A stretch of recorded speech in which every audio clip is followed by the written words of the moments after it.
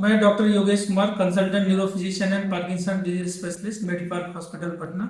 आज मैं आपसे बात करूंगा इपिलेप्सी के बारे में। तो बोलचाल की भाषा में मिर्गी कहते हैं, चमकी कहते हैं, दौरा पड़ना कहते हैं।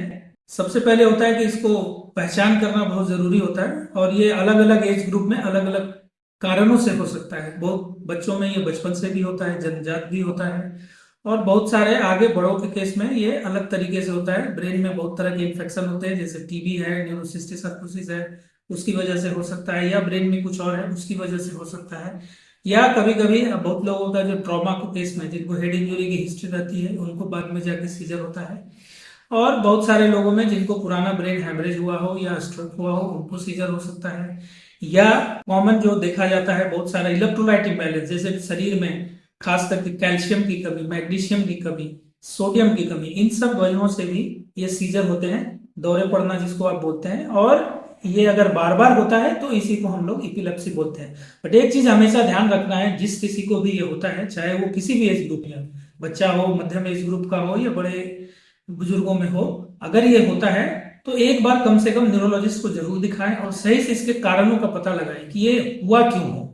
और एक बार अगर इसके कारणों का पता चल जाता है तो तब फिर इसका इलाज आसान होता है, दवा के साथ इसे कंट्रोल किया जा सकता है। इपिलेप्सी में आप केवल ये मत समझो कि आपको दौरा पड़ा है, ये दौरा बहुत सारे कॉम्प्लिकेशंस देता है। जैसे आप चल रहे हैं, आप गाड़ी ड्राइव कर रहे हैं, आप रोड पे चल रहे हैं, आप घर में हैं, आप सीढ़ी उतर रहे हैं, और अचानक से आपको दौरा आ जाता है। आप दौरे भी कई तरह के होते हैं, शरीर में बहुत तरह की ऐंठन हो जाती है, कभी आप अचानक से बेहोश हो जाते हैं, कभी आप अचानक लुंज पुंज होकर गिर जाते हैं। तो आप सोचो इससे कितनी अलग तरीके की परेशानियां हों।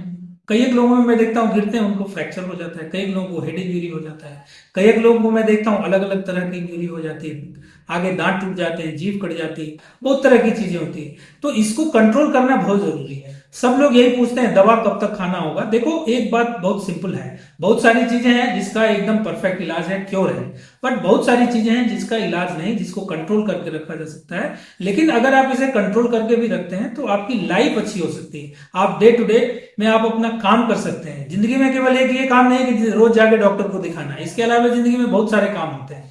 तो आपका एम ये होना चाहिए कि अगर किसी को ये एपिलेप्सी या मिर्गी होता है उसको दिखाएं, और अगर जो दवा प्रिस्क्राइब की जाती है आप उसको तरीके से खाएं, और normal day to day activity का जो लाइफ है आप उसको पूरा करें। Thank you and best of luck.